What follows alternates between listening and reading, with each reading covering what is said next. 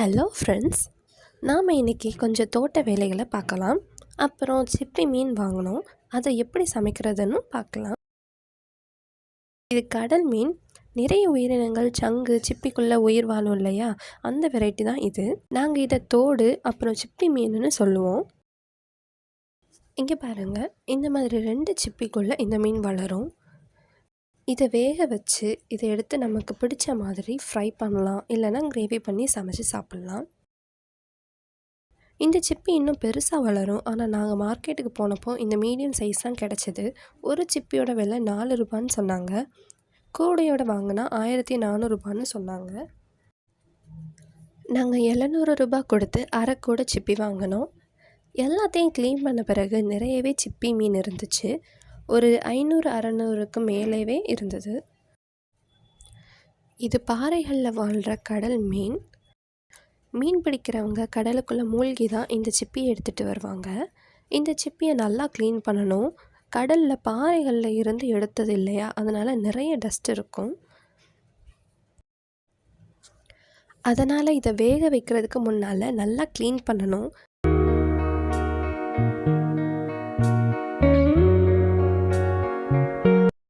இதில் கூட்டமாக இருக்கிறத ஒவ்வொன்றா எடுத்து நல்லா க்ளீன் பண்ணணும். இதில் உடஞ்ச சங்கு சிப்பி எல்லாமே இருக்கும். அது கையில் கிழிக்காமல் கவனமாக பார்த்து க்ளீன் பண்ணணும்.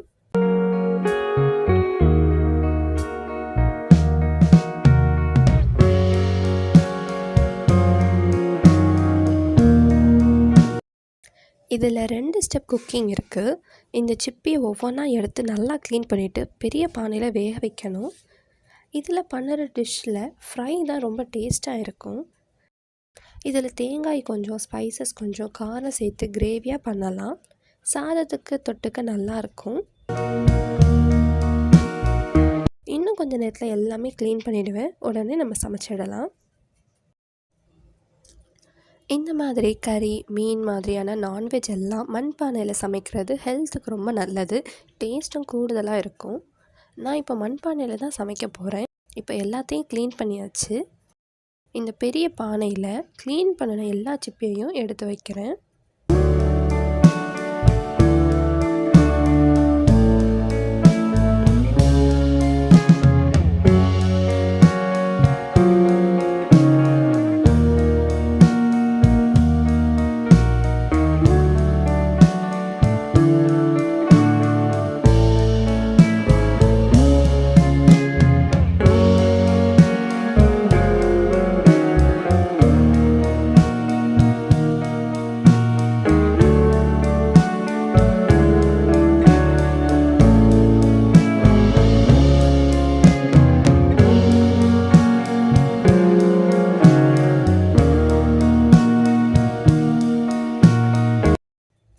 எல்லா சிப்பியையும் எடுத்து பானையில் வச்சாச்சு.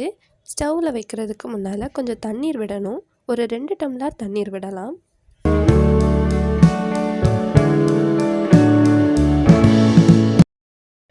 ஸ்டவ்வில் வச்சாச்சு.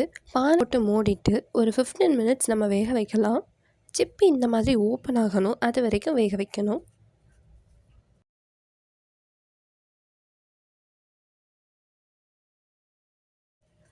15 மினிட்ஸ் ஆயிடுச்சு. மூடியை திறந்து பார்க்கலாம். சிப்பி எல்லாம் ஓப்பன் ஆகலை, ஒழுங்காக வேகலை. அதனால் இன்னும் கொஞ்சம் நேரம் மூடியை போட்டு மூடிட்டு நம்ம வேக வச்சிடலாம்.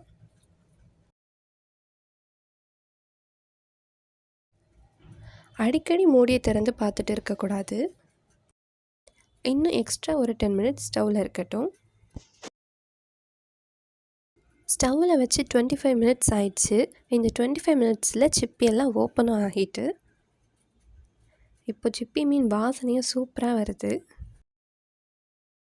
சிப்பி இருக்கிற பானையை கொஞ்சம் நேரம் ஆற விடணும். பானையில் இருக்கிற தண்ணியை வடிச்சிட்டு சிப்பியை ஒரு பாத்திரத்தில் மாற்றி எடுத்துக்கலாம். சில சிப்பியில் நார் இருக்கும்.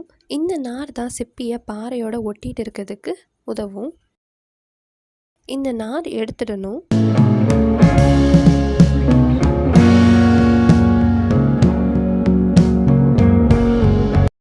அப்புறமா சிப்பி சதைக்குள்ளே அதோட வயிற்றில் இருக்கிற கொஞ்சம் வேஸ்ட்டையும் எடுத்துடலாம்.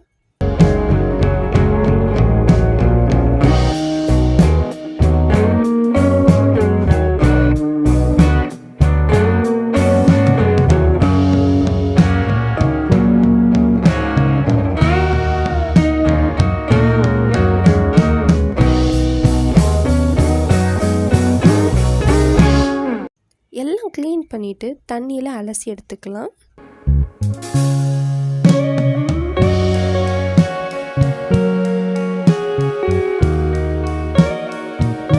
நான் இப்போ தான் ஒவ்வொரு டிஷ்ஷாக செய்ய பழகிட்டு இருக்கேன். சமையல் கொஞ்சம் சுமாராக தான் இருக்கும். ஃபஸ்ட்டு நான் கிரேவி பண்ண போகிறேன். மண் சட்டியை ஆயில் விட்டுட்டு சூடானதும் கடுகு, கருவேப்பிலை, பச்சை மிளகாய் போட்டு வதக்கிக்கலாம். கொஞ்சம் ஸ்பைசஸ் சேர்த்துக்கிறேன். மிளகாய், தேங்காய், சீரகம் அரைச்சி, மஞ்சத்தூள், உப்பு சேர்த்து இப்போ சிப்பி மீனை கலந்து மிதமான ஹீட்டில் வேக வைக்கலாம். குழம்பு கொதித்த பிறகு ஒரு 5 நிமிஷம் கழித்து ஸ்டவ்வை ஆஃப் பண்ணலாம்.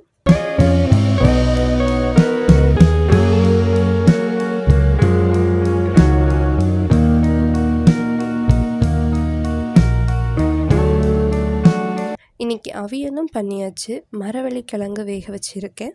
நான்வெஜ் கூட சம்பா அரிசி சாதம் ரொம்ப நல்லா இருக்கும். சம்பா அரிசி சாதம் பண்ணியாச்சு. இனி சாப்பிட வேண்டியது தான்.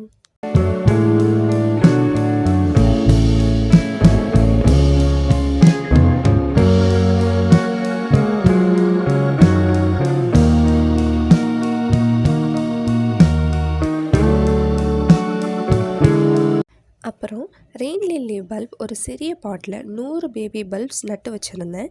எல்லாமே வளர்ந்துட்டுருக்கு. ஆனால் இதுக்கு ஸ்பேஸ் பத்தலை. ஸோ ரீபாட் பண்ணணும்.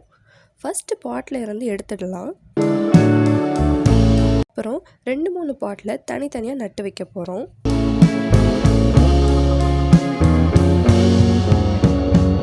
இங்கே பாருங்கள் எவ்வளோ அழகாக இருக்கிற இடத்துல அட்ஜஸ்ட் பண்ணி வளர்ந்துட்டு இருக்குது.